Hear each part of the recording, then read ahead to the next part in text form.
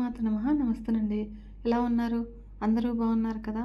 అందరూ బాగుండాలని ఆ లలితా పరమేశ్వరి అమ్మవారి ఆశీస్సులు మనందరిపైన ఉండాలని మనస్ఫూర్తిగా కోరుకుంటున్నాను.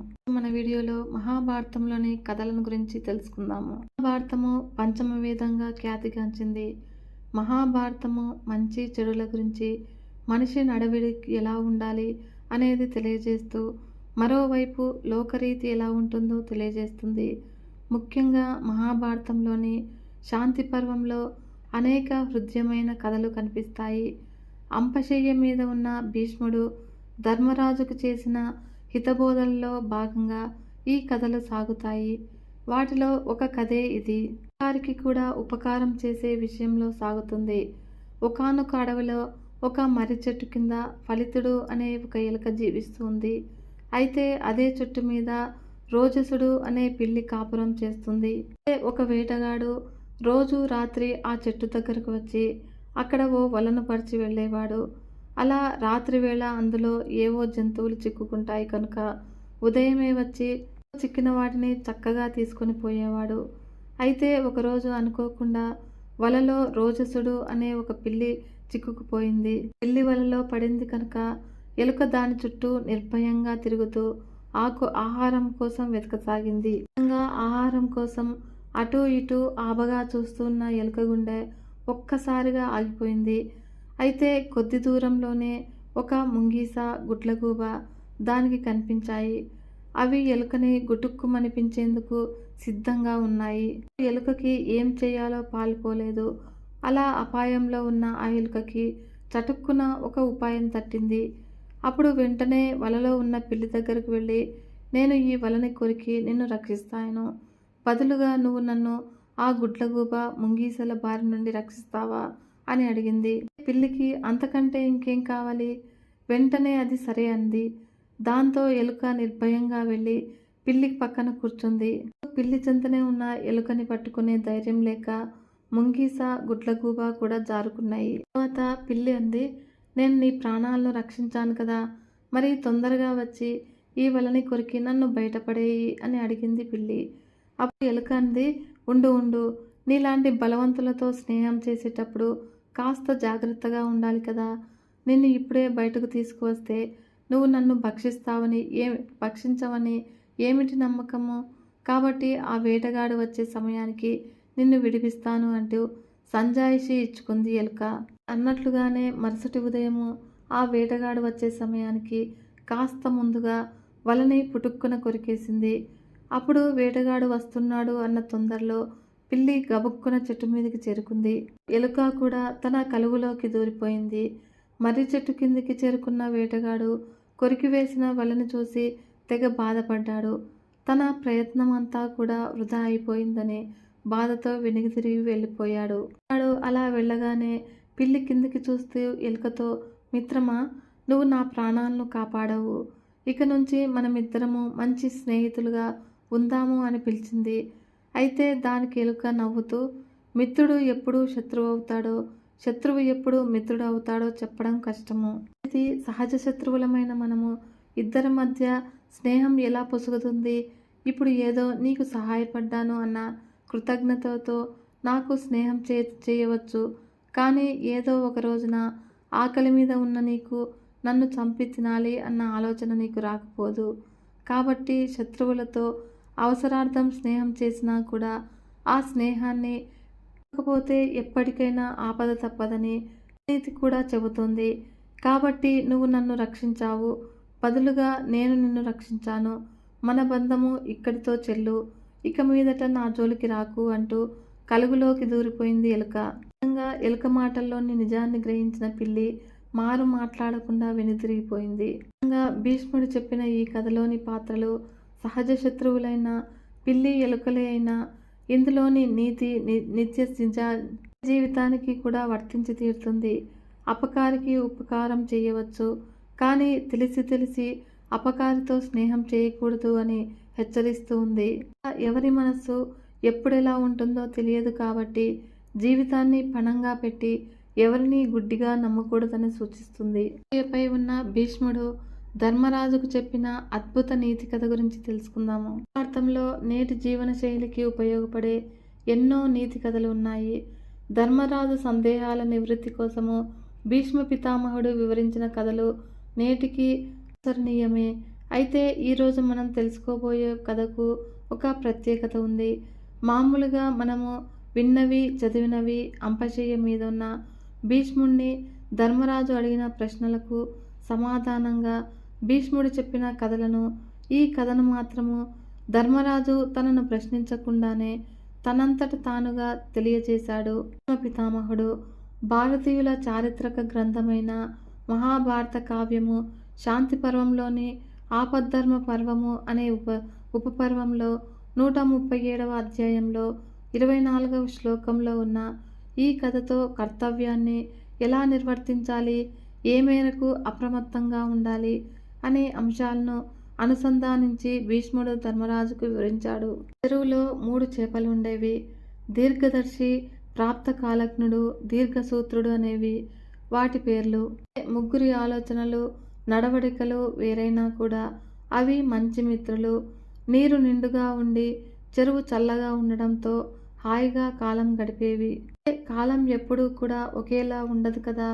వర్షాకాలం గడిచిపోయింది, శీతాకాలం గడిచింది, ఇక ఎండాకాలం రానే వచ్చింది.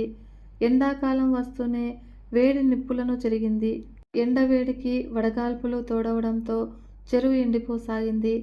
అయితే రాబోయే విపత్కర పరిస్థితిని ముందుగానే గమనించాడు దీర్ఘదర్శి.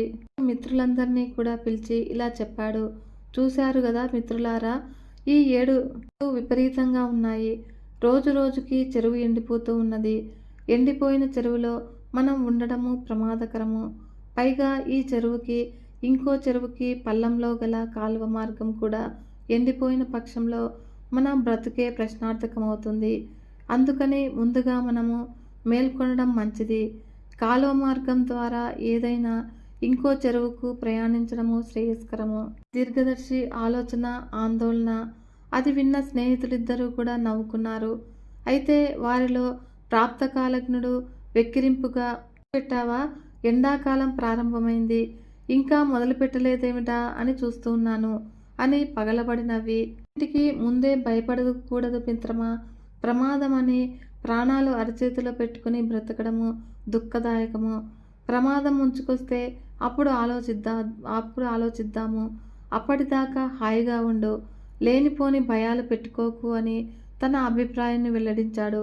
వెంటనే దీర్ఘసూత్రుడు మాట్లాడుతూ, ఏం మాట్లాడుతున్నావు, ఈ ఎండిపోయింది చెరువు సముద్రంలాగా చల్లగా ఉంటేను ప్రతిసారి ఎండాకాలం వస్తుంది, ఆ తర్వాత వర్షాకాలం వస్తుంది, అయినా అప్పుడే ఈ చెరువు ఎండిపోదు, మనకే ఆపద రాదు, తినకుండా ఎందుకు ఈ భయాలు అని దీర్ఘదర్శి మాటలను వారిద్దరూ కూడా కొట్టిపారేశారు. తన మాట వినిపించుకొని మిత్రులిద్దరినీ కూడా జాలిగా చూశాడు దీర్ఘదర్శి. ఇక అక్కడ ఉండడం ఎంత మాత్రం క్షేమకరం కాదనుకుని పల్లంలో గల కాలువ ప్రవాహంలో ప్రయాణించి వేరే చెరువుకు చేరుకున్నాడు. అలా కొద్ది రోజులు గడిచాయి. దీర్ఘదర్శి చెప్పినట్లు చెరువులోని నీరు క్రమక్రమంగా ఇంకిపోసాగింది. అది గమనించిన జాలర్లు చేపల వేటకు సిద్ధమయ్యారు. సరిగా లేని ఆ చెరువులో జాలర్లకు చేపలు ఇట్టే దొరికిపోసాగాయి. దొరికిన చేపలను తాటినారకు కూర్చి మళ్ళీ మరిన్ని చేపల కోసం చెరువును అల్లకల్లోలం చేయసాగారు. ప్రాప్తకాలజ్ఞుడు జాగ్రత్తగా అంతా పరిశీలించి ఒక పథకాన్ని ఆలోచించాడు. జాలరు చేతికి చిక్కితే ఇక అంతే సంగతులు. అందుకనే ఇప్పుడు ఎంచక్క తాటి తీగను నోటితో కడిచి పట్టుకుని చచ్చిన దానిలా వేలాడుతాను. పట్టిన చేపలను వదిలించేందుకు జాలరి ఎప్పుడైతే మంచినీటిలో చేపలన్నింటినీ ముంచి తీస్తాడో అప్పుడు అదే అవకాశంగా నీటిలోకి జారుకుంటాను.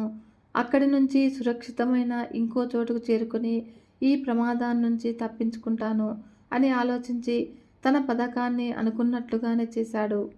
చేపల గుత్తిని కడిచిపట్టుకుని చచ్చినట్లు నటించాడు ప్రాప్తకాలజ్ఞుడు. తర్వాత జాలరి మరికొన్ని చేపలను పట్టుకుని అక్కడి నుంచి ముందుకు నడిచాడు. బురదలేని తేట నీటి కొలను దగ్గరకు చేరుకున్నాడు. అలసిపోయాడో ఏమో, దాహం అనిపిస్తే దోసిట నీటి పట్టుకొని తాగాడు. తర్వాత తాను తెచ్చిన చేపల గుత్తిని ఎత్తి చూశాడు. అయితే చేపలన్నీ కూడా బురదగా ఉన్నాయి. వాటి బురదను పోగొట్టేందుకు చేపల గుత్తిని మంచినీటిలో ముంచి తీశాడు. అయితే జాలరి గుత్తిని ముంచడమే ఆలస్యము. ప్రాప్తకాలజ్ఞుడు చల్లగా నీటిలోకి జారుకొని తన ప్రాణాలను కాపాడుకున్నాడు. దీర్ఘసూత్రుడు మాత్రము దీర్ఘదర్శిలా ముందే మేల్కొనకుండా ప్రాప్తకాలజ్ఞుల్లా తగిన సమయానికి తగిన విధంగా ప్రవర్తించకుండా ఏం కాదులే అనుకుంటూ రోజులు గడిపేసి చివరికి జాలరి వలకు చిక్కి చనిపోయి ఒకరికి ఆహారం అయిపోయాడు. ఈ కథలో నేర్చుకోవాల్సింది చాలా ఉంది. మీదకి వచ్చిన ఆపదను తెలుసుకోలేని మూర్ఖులు, రాగల ఆపదలను ముందుగానే పసిగట్టే ప్రయత్నం చేయని అజ్ఞానులు దీర్ఘసూత్రునిలా ప్రమాదంలో చిక్కుకొని మరణిస్తూ ఉంటారు. తెలివిగల వాడిని అవసరం వచ్చినప్పుడు ఆలోచించుకోవచ్చులు అని నిర్లక్ష్యంగా ఉండేవాడు ప్రాప్తకాలజ్ఞుల్లా ప్రాణ సంకటంలో పడతాడు. రాగల ప్రమాదాన్ని ముందుగా ఊహించిన దీర్ఘదర్శి లాంటి వారు జాగ్రత్త పరులు, చీకు చింత లేకుండా హాయిగా సుఖంగా ఉండగలుగుతారు అని భీష్ముడు ధర్మరాజుకు తన కర్తవ్యాన్ని ముందు చూపుతో ఏ విధంగా నిర్వర్తించాలో తెలియజేశాడు. ఈ కథ భారతంలో ఉందనే విషయము చాలా మందికి తెలియదు. ఈ కథలోని దీర్ఘదర్శి రాబోయే ఆపదను ముందుగానే పసిగట్టి ఆపద రాకముందే సురక్షితంగా బయటపడాలి అనే నీతిని తెలుపుతోంది. ఈ పద్ధతి ఉత్తమమైన పద్ధతి. ఎలాంటి భయము ఆందోళన లేకుండా ప్రశాంత జీవనం గడపడానికి ఇది పనికి వస్తుంది. అయితే అపాయము ఎదురైనప్పుడు ఉపాయంతో బయటపడటము మధ్యమము. ఈ పద్ధతిలో అపాయం నుంచి బయటపడే వరకు ప్రాణాలు అరచేతిలో చిక్కుబట్టుకోవాలి. అపాయం నుంచి తప్పించుకోవడానికి మన ఉపాయం నెరవేరుతుందో లేదో తెలియదు. అందువల్ల దానికంటే మొదటి పద్ధతే ఉత్తమమైనది. ఒకవేళ ఏ కారణం చేతనైనా కూడా మొదటి పద్ధతిని పాటించలేకపోతే ప్రాప్తకాలజ్ఞుల్లా రెండవ పద్ధతి ద్వారా ప్రాణాలు కాపాడుకోవాలి. ఈ రెండు పద్ధతులు పాటించని ఇలాగా ఉంటే దీర్ఘసూత్రునిలాగా నశించిపోవలసింది. అటువంటి చక్కని నీతిని ఈ కథ ద్వారా భీష్మ పితామహుడు ధర్మరాజుతో పాటు మనందరికీ కూడా తెలియజేశాడు. మహాభారతంలోని ఉద్యోగ పర్వంలోని గర్వము, అహంకారము ఎలాంటి వారినైనా కూడా నాశనం చేస్తాయని పరశురాముడు దుర్యోధనుడితో చెప్పిన కథ గురించి తెలుసుకుందాము. కృష్ణ పరమాత్మ రాయబారానికి వచ్చి హితవు చెప్పినా కూడా వినని కౌరవులను చూసి పరశురాముడు, నాయన దుర్యోధన, నీకు నీ వారి మేలు ఇలా కథ ఒకటి చెబుతాను విను అని. దంభోద్భవుడు అనే పేరు గల రాజు ఒకడు ఉండేవాడు. అతడు భూమండలమంతా కూడా పరిపాలించేవాడు. భుజబలంలో, పరాక్రమంలో అతడికి సాటి రాగల వారెవరూ లేనంతటి మహాయోధుడు ఆయన. ఆయన రోజు కూడా ఉదయం లేచి కాలకృత్యాలు ముగించి బాగా అందంగా అలంకరించుకొని రత్న కిరీటం ధరించి త్రాచు వంటి తన కరవాలం చేతపట్టి సభాభవనానికి విచ్చేసి బంగారు సింహాసనాన్ని అధిష్ఠించేవాడు. మా గదిలో తన బలపరాక్రమాలను కీర్తిస్తూ ఉంటే విలాసంగా వింటూ దంభోద్భవుడు ఆనందించేవాడు. రోజు సభాసదులను చూస్తూ ఈ భూలోకంలో ఎవడైనా నాతో యుద్ధం చేయగల మహావీరుడున్నాడా? గదా, ఖడ్గ ఆది ఆయుధాలతో గాని, ఆగ్నేయ, వారుణ, వాయవ్యాధి అస్త్రాలతో గాని నన్ను ఎదుర్కోగల వీరుడు ఉంటే చెప్పండి. అంతేకాదు మల్లయుద్ధం చేయగల వీరుడున్న వాడిని కడతేరుస్తాను అని గర్వంగా నవ్వి భుజాలు గిరేసేవాడు. దంభోద్భవుడు బలపరాక్రమాలు ఎరిగిన వారు ఎవరూ కూడా యుద్ధానికి దిగేవారు కాదు. దీంతో రాజులో అహంకారం రోజు రోజుకి పెరుగుతూ వచ్చింది. దానికి తోడు అనుచరులు కూడా అనుక్షణం కూడా దంభోద్భవుడు బలం గురించి పొగుడుతూ ఆ గర్వాన్ని మరింత పెంచారు. అయితే ఒకరోజు దర్బారుకు దూరదేశం నుండి కొందరు విప్రులు వచ్చారు. వారు సంగమంతా చూసి, మహారాజా దంభోద్భవుడు నిజంగా మహావీరులే, బలపరాక్రమ సంపన్నులే. అయితే గంధమాదన పర్వతం మీద నరనారాయణులని ఇద్దరు వ్యక్తులు నియమనిష్ఠులతో తపస్సు చేసుకుంటూ ఉన్నారు. వారిని జయించగల వీరులు 3 లోకాల్లో లేరని విన్నాము. యుద్ధం చేయాలి అనే కోరిక ఉంటే వారితో యుద్ధం చేయవచ్చు అని అన్నారు.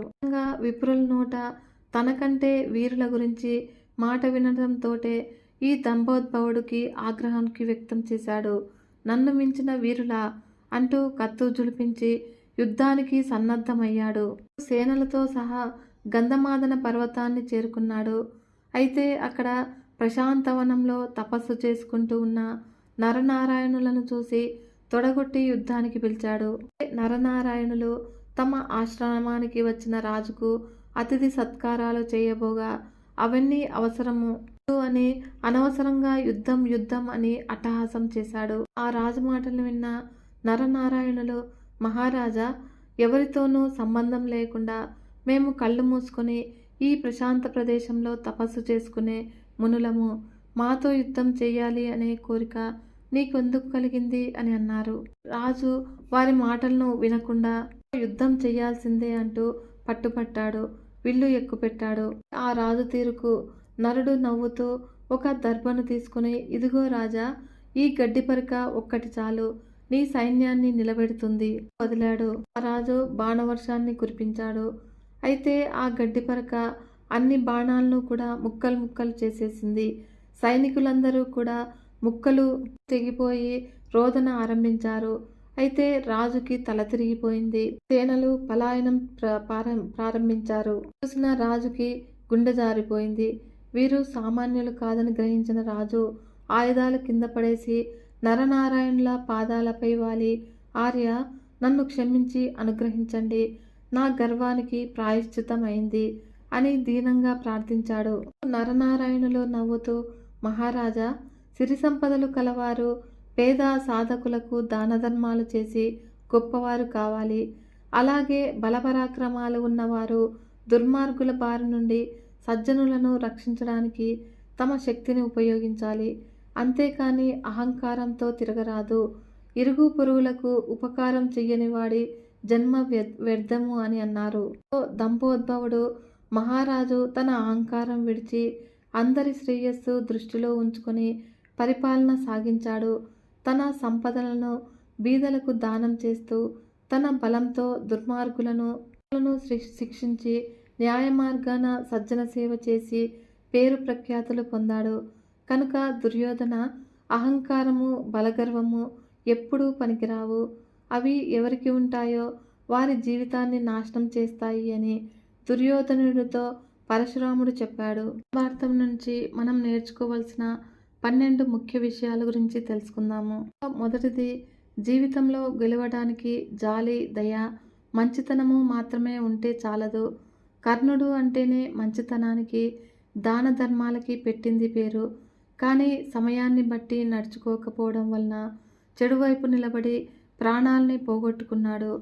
కావున జీవితంలో గెలవాలి అంటే మంచితనంతో పాటు చుట్టూ ఉండే సమాజ పరిస్థితులని సమయాన్ని బట్టి నడుచుకోవాలి.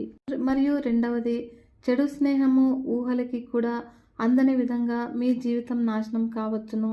మీ పరోక్షంగా కౌరవ సామ్రాజ్యం మొత్తాన్ని కూడా నాశనం చేసి వారితో స్నేహంగా వారి ఆస్థానంలో ఉంటూనే వారికి కలలో కూడా ఊహించని పరాజయాన్ని మిగిల్చాడు.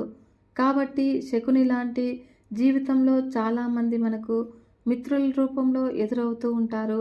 అలాంటి వారి చెడు సలహాలని దూరంగా పెట్టాలి. మూడవది, ఎటువంటి భేదాలు చూడని నిజమైన స్నేహము జీవితంలో ఉన్నత స్థానానికి తీసుకువెళ్తుంది.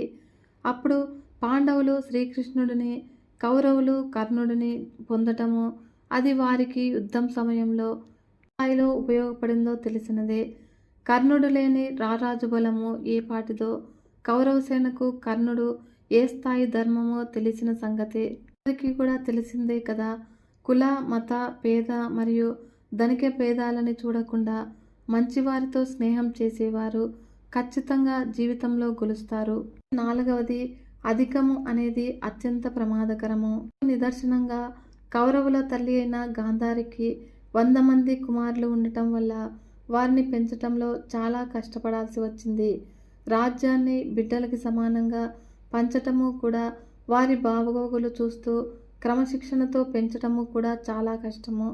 అలాగే దుర్యోధనుడికి ఉన్న అధికమైన కోపము, అధికమైన రాజ్యాకాంక్ష కారణంగా కౌరవులు నాశనమయ్యారు. కాబట్టి అన్ని చోట్ల, ముఖ్యంగా చెడు పక్షాన అధికం అనేది అత్యంత ప్రమాదకరము. ఐదవది, ఎవరి పనులు వారే చూసుకోవడము. అజ్ఞాతవాసము అజ్ఞాతవాసంలో ఉన్న పాండవులకి వాళ్ళు నేర్చుకున్న ఇంటి వంట పనులు చాలా ఉపయోగపడ్డాయి. అలాగే మనకి కూడా మన అవసరాల కోసం అయినా కొన్ని పనులు కూడా నేర్చుకోవాలి. 6వది, మనకి సంబంధించిన దానికోసము ఎంత కష్టమైనా పోరాడాలి. కౌరవులతో పోల్చుకుంటే పాండవుల సైన్యము చాలా తక్కువగా ఉన్నా పాండవులు తమ కష్టాన్ని మాత్రమే నమ్ముకొని చిత్తశుద్ధితో పోరాటం చేసి విజేతలుగా నిలిచారు. 7వది, అతి ప్రేమ నష్టం కలిగిస్తుంది. ధృతరాష్ట్రుడు అటు బిడ్డల మీద ప్రేమ, ఇటు తను నమ్ముకున్న సిద్ధాంతాల మధ్య ఎలా నలిగిపోయాడో, కొడుకుల వినాశనము అంతా తెలుసుకున్నా కూడా వారి తప్పులని లేకపోయాడు. అదే ధృతరాష్ట్రుడు తన బిడ్డల మీద అంత ప్రేమని పెంచుకోక వారిని క్రమశిక్షణలో పెట్టి ఉంటే విషయం అంతవరకు వెళ్ళేది కాదేమో. ఎవరి మీదైనా అతి ప్రేమ, అతి నమ్మకము నాశనానికి, మోసానికి దారితీస్తాయి. 8వది, విద్య జీవితాంతం నేర్చుకోవటమే మీకు ఉత్తమ బహుమతి. తన జీవితము ఆశాంతం కూడా విద్యలు నేర్చుకుంటూనే ఉన్నాడు.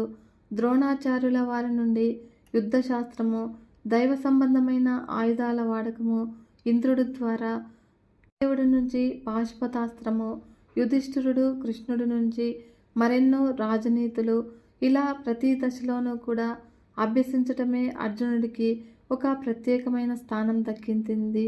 నిత్యము నేర్చుకోవడం వలన ఖచ్చితంగా విజయాన్ని సాధించవచ్చును. 9వది, కొన్నిసార్లు శత్రువులు కూడా మిత్రుల రూపంలో ఎదురవుతారు. వాళ్ళ పక్షాన ఎంతో మంది ఉన్నా కూడా వాస్తవానికి వారిలో చాలామంది పాండవులకి సహాయపడ్డ వాళ్లే. భీష్మ, విదుర, ద్రోణ రహస్యంగా పాండవులకి ఎంత సహాయం చేశారో తెలిసినదే. ఇక విదురుడు అయితే కౌరవుల ప్రతి అడుగు పాండవులకి మోసుకొచ్చిన వాడే కదా. 10వది, స్త్రీలని ఆపదల నుండి కాపాడము. నిజానికి ద్రౌపది 5గురు భర్తలు సంపన్నులు, అత్యంత బలవంతులు కూడా. కానీ సభామందిరాన అవమానాన్ని ఆపలేకపోవటంతో విఫలమయ్యారు కదా. పాండవుని అర్ధజ్ఞానము అత్యంత ప్రమాదకరము. పద్మవ్యూహంలోనికి ప్రవేశించడమే కానీ బయటపడటం తెలియక తనకున్న అర్ధజ్ఞానంతో అభిమన్యుడు వంటి మహావీరుడే నేలరాలిపోయాడు. కాబట్టి ఏ పని అయినా కూడా పూర్తిగా తెలుసుకున్నాకనే మొదలుపెట్టాలి. అలా తెలుసుకోకపోతే ఆ పనిని మధ్యలోనే వదిలివేయాల్సిన పరిస్థితి వస్తుంది. 12వది, స్త్రీని అవమానానికి గురి చేయరాదు. కేవలము ద్రౌపదికి జరిగిన అవమానం వలన ఆమె కౌరవ సామ్రాజ్యం మీద పెంచుకున్న కోపము చివరికి కౌరవుల వాళ్ళ సామ్రాజ్యాన్ని నామరూపాలు లేకుండా చేసింది. కాబట్టి స్త్రీలు దేవతలతో సమానము. వాళ్ళని అవమానపరచడం అనేది చాలా పెద్ద పాపము కదా ఫ్రెండ్స్. ఈ వీడియో మీకు నచ్చినట్లయితే ఒక చిన్న లైక్ చేసి మన ఛానల్ని ఇంతవరకు సబ్స్క్రైబ్ చేసుకోకుంటే సబ్స్క్రైబ్ చేసుకొని సపోర్ట్ ఇవ్వండి ఫ్రెండ్స్. ఒక మంచి వీడియోతో మీ ముందుకు వస్తాను. అంతవరకు సెలవు, నమస్కారం.